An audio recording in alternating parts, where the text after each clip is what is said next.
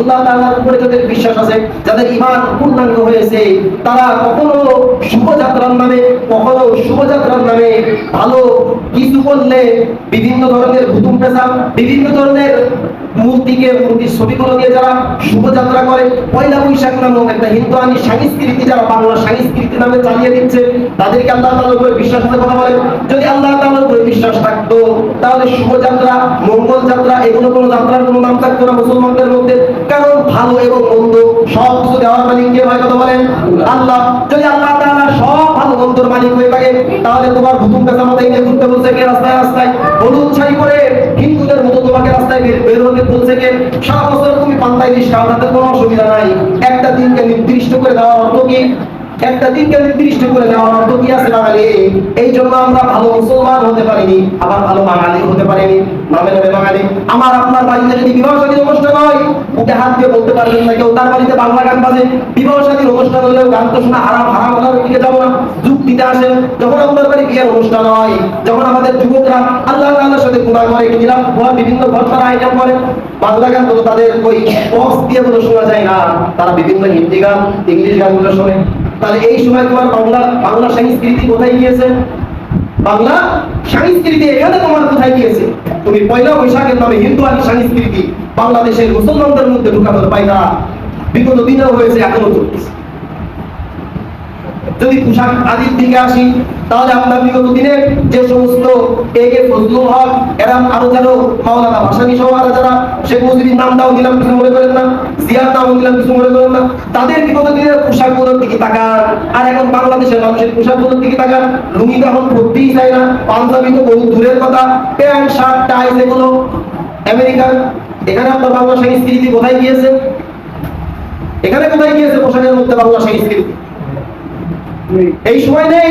পোশাক পরিচ্ছদে আপনার বাংলা সংস্কৃতি নেই, আপনার অনুষ্ঠানের মধ্যে আপনার বাংলা সংস্কৃতি নেই। শুধু পয়লা বৈশাখ নামক এই দিনটা আসলে আপনার বাংলা সংস্কৃতি উপরে ওঠে আল্লাহ তাআলার সাথে শিরিক করার জন্য। তাহলে আপনি কেমন ইন্নাল্লাযীনা ক্বালু রাব্বুনাল্লাহ, আল্লাহ তাআলা কেমন বান্দা হলেন? আল্লাহ তাআলার কেমন বিশ্বাস আপনার যে আল্লাহকে রব হিসেবে মেনে নেওয়ার পরেও আপনার মঙ্গল যাত্রা করা লাগে, আপনার শুভযাত্রা করা লাগে? আরে এগুলো তো করবে হিন্দু যারা এক আল্লাহকে বিশ্বাস করে না, যারা এক আল্লাহকে মানে না, তারা করবে। আপনি মুসলমানের সন্তান হিসেবে করেন কি করে? এখন হাইব্রিকেট নামক এক ধরনের ইসলামিক দলের নামে কিছু মৌলবী রয়েছে, তারাও এগুলোকে এখন হালাল বলতেছে। হালাল বলতেছে দলের সাথে। আল্লাহ তাআলা এদেরকে হিদায়াত দান করুন। দলকে সামনে আনার জন্য এগুলোকে হালাল বানিয়েছো তোমরা, সারা জীবন ফতোয়া দিয়েছো। তোমার যে উস্তাদদের কাছে বলছো যে দাদা হুজুররা তোমাদের চলে গিয়েছে, তারা হারাম হারাম বলে গেছে, তোমাদের এখন হালাল হয়ে গেছে, সংস্কৃতি এখন হালাল হয়ে গেছে। সেই গল্প শোনায় আপনাদেরকে। তসবিহ টিপতে টিপতে দাদু যাচ্ছে হোটেল, আবাসিক হোটেলের সামনে দিয়ে, এবার বলতেছে হোটেলের মধ্যে তসবিহ টিপতে টিপতে চলে গেছে আবাসিক হোটেলে, কি হয়তো আর কোনো দরকার নেই। একজন বলতেছে দাদু কি ব্যাপার, তসবিহ টিপতে টিপতে আবাসিক হোটেলের মধ্যে কেন? বলতেছে আরে বাবা বুঝো না, আমি দাঁড়িয়ে টুপিয়া নামাজ কালাম করি, তসবিহ টিপি, আমি যদি এখন এই হোটেলে না ঢুকি তাহলে এখানে সব খারাপ মানুষ ঢুকে যাবে। আহারে কি যুক্তি! মানে খারাপ মানুষ ঢুকে যাবে বলে উনি এখন খারাপ হয়ে দেখাচ্ছে যে এখানে ঢুকে যাবে। এরকম কোন আইন কোরআনের এরকম কোন ভিত্তি আছে নাকি যে একটা গুনাহকে বন্ধ করার জন্য ওই গুনাহ বিপরীত কিছু করে আপনি মানুষের সামনে দাঁড়িয়ে যাবেন যে না এটাই হবে না, এইভাবে করেন? শেষ হয়ে যাচ্ছে দিন দিন এই আমাদের মতো লেবাসধারী বিভিন্ন মানে নামে বেনামে যারা আজকে ইসলামটাকে ব্যবহার করে। কুকুর খাওয়া হারাম, আল্লাহ হালাল হারাম করে দিয়েছে। حرمت عليكم الميتة والدم ولحم الخنزير, শুয়োরকে আল্লাহ হারাম করেছে। এখন আপনি শুয়োর বিসমিল্লাহি আল্লাহু আকবার রাসূলের সুন্নাত অনুযায়ী করেন জবাই, এটা হালাল হয় কিনা? সুদ আল্লাহ তাআলা হারাম করে দিয়েছে। হারাম তো হারাম, কিসের ইসলামিক ব্যাংক আর কিসের জাগরণ আর কিসের পিরামিড, পুরো সব হারাম। আপনি এটা বলতে পারেন যে এই হারাম, ওরা সুদ দেয় 20%, এরা খায় 10%, ওদের থেকে এরা তুলনামূলক ভালো, এই কথা বলতে পারেন।